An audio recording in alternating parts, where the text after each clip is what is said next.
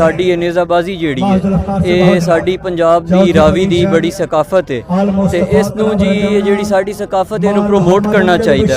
ਇਹ ਜਲਸਾ ਬਹੁਤ ਅੱਛਾ ਹੋਇਆ ਹੈ। ਬੱਚੇ ਜਿਹੜੇ ਇਹਨਾਂ ਬੜੇ ਇਨਸਪਾਇਰ ਹੁੰਦੇ ਨੇ ਐਸੇ ਇਵੈਂਟਸ ਤੋਂ, ਮਨਸ਼ਿਆਤ ਤੋਂ ਦੂਰ ਆਉਂਦੇ ਨੇ ਤੇ ਕਿਸੇ ਐਕਟੀਵਿਟੀ ਵਿੱਚ ਲੱਗਦੇ ਨੇ ਜਿਹੜੀ ਕਿ ਪੋਜ਼ਿਟਿਵ ਹੋਵੇ। ਤੇ ਅੱਜ ਦੀ ਜੋ ਫਸਟ ਪੋਜੀਸ਼ਨ ਲਈ ਹੈ ਜੀ ਉਹ ਗੁਜਰਾਤ ਦੀ ਟੀਮ ਹੈ ਜ਼ੇਰੇ ਸਦਾਰਤ ਸਾਈਂ ਅਲੀ ਬਾਬਾ ਤੇ ਅੱਜ ਦਾ ਪਹਿਲਾ ਇਨਾਮ ਜੋ ਸੀ 50,000 ਰੁਪਇਆ और अल्हम्दुलिल्लाह बहुत ही अच्छा इवेंट होया है। अस्सलाम वालेकुम जी, ये साडा जी क्लब है हुसैनिया कलंदर हुसैन टेंट पेगिंग क्लब ਤੇ ਇਹ ਜਲਸਾ ਜਿਹੜਾ ਹੈ ਜੀ ਸਾਡੀ ਇਹ ਨੇਜ਼ਾਬਾਜ਼ੀ ਜਿਹੜੀ ਹੈ ਇਹ ਸਾਡੀ ਪੰਜਾਬ ਦੀ ਰਾਵੀ ਦੀ ਬੜੀ ਸਕਾਫਤ ਹੈ ਤੇ ਇਸ ਨੂੰ ਜੀ ਇਹ ਜਿਹੜੀ ਸਾਡੀ ਸਕਾਫਤ ਇਹਨੂੰ ਪ੍ਰਮੋਟ ਕਰਨਾ ਚਾਹੀਦਾ।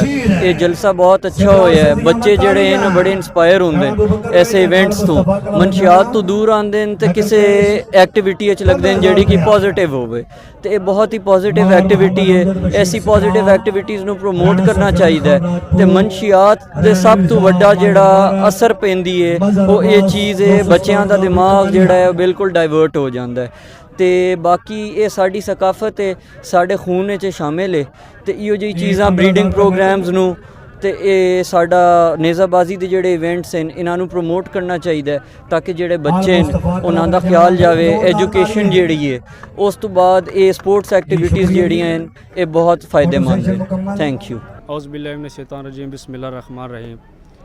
ਇਹ ਜੀ ਨੇਜ਼ਾਬਾਜ਼ੀ ਦਾ ਪ੍ਰੋਗਰਾਮ ਕਰਾਇਆ ਗਿਆ ਹਜ਼ਰਤ ਬਾਬਾ ਨੂਰ ਸ਼ਾਹ ਬੁਖਾਰੀ ਦੇ ਮੇਲੇ ਤੇ, ਜਿਸ ਦੇ ਵਿੱਚ ਬਹੁਤ ਹੀ ਮੁਖਤਲਿਫ ਇਲਾਕੇ ਦੇ ਟੀਮਾਂ ਨੇ ਹਿੱਸਾ ਲਿਆ ਤੇ ਅੱਜ ਦੀ ਜੋ ਫਸਟ ਪੋਜੀਸ਼ਨ ਲਈ ਹੈ ਜੀ ਉਹ ਗੁਜਰਾਤ ਦੀ ਟੀਮ ਹੈ ਜ਼ੇਰੇ ਸਦਾਰਤ ਸਾਈਂ ਅਲੀ ਬਾਬਾ ਤੇ ਅੱਜ ਦਾ ਪਹਿਲਾ ਇਨਾਮ ਜੋ ਸੀ 50,000 ਰੁਪਇਆ ਔਰ ਅਲਹਮਦੁਲਿल्लाह ਬਹੁਤ ਹੀ ਅੱਛਾ ਇਵੈਂਟ ਹੋਇਆ ਅਹਲੇ ਇਲਾਕੇ ਦੇ ਤਾਵਨ ਨਾਲ। ਇਹ ਜੀ ਅੱਜ ਮੇਲਾ ਹੀ ਪੰਜਾਬ ਦੀ ਸਕਾਫਤ ਹੈ, ਸਾਡੇ ਦਰਬਾਰ ਦਾ ਮੇਲਾ ਸੀ ਹਜ਼ਰਤ ਬਾਬਾ ਨੂਰ ਸ਼ਾਹ ਬੁਖਾਰੀ ਦਾ, ਜਿਹਦੇ ਵਿੱਚ ਮੁਖਤਲਿਫ ਸ਼ੁਗਲ ਕਰਵਾਏ ਗਏ ਨੇ, ਜਿਹਦੇ ਵਿੱਚ ਨੇਜ਼ਾਬਾਜ਼ੀ ਮੇਨ ਸੀ ਤੇ ਅੱਜ ਨੇਜ਼ਾਬਾਜ਼ੀ ਦਾ ਇਖਤਾਮ ਹੋਇਆ ਜਿਹਦੇ ਵਿੱਚ ਮੁਖਤਲਿਫ ਇਲਾਕਿਆਂ ਦੀਆਂ ਟੀਮਾਂ ਇੰਟਰ ਹੋਈਆਂ ਨੇ, ਉਹਨਾਂ ਵਿੱਚ ਆ ਕੇ ਸ਼ਮੂਲੀਅਤ ਕੀਤੀ ਹੈ।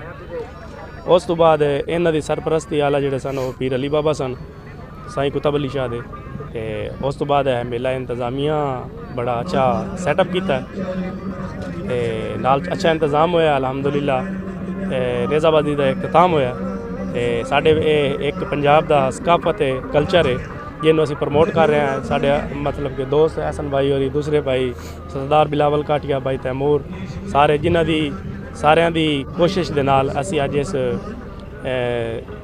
ਸ਼ੁਗਲ ਨੂੰ ਚਾਰ ਚੰਦ ਲਾਏ ਨੇ ਤੇ ਅਲਹਮਦੁਲਿल्लाह ਅਸੀਂ ਅੱਜ ਇਸ ਨੂੰ ਅੱਛੇ ਤਰੀਕੇ ਨਾਲ ਪ੍ਰਮੋਟ ਕੀਤਾ। ਨਾਲੇ ਅਸੀਂ ਇਸ ਚੀਜ਼ ਨੂੰ ਪ੍ਰਮੋਟ ਕਰ ਰਹੇ ਹਾਂ ਕਿ ਸਾਡੇ ਇਲਾਕੇ ਵਿੱਚ ਇਹ ਸ਼ੌਕ ਜ਼ਿਆਦਾ ਤੋਂ ਜ਼ਿਆਦਾ ਹੋਵੇ।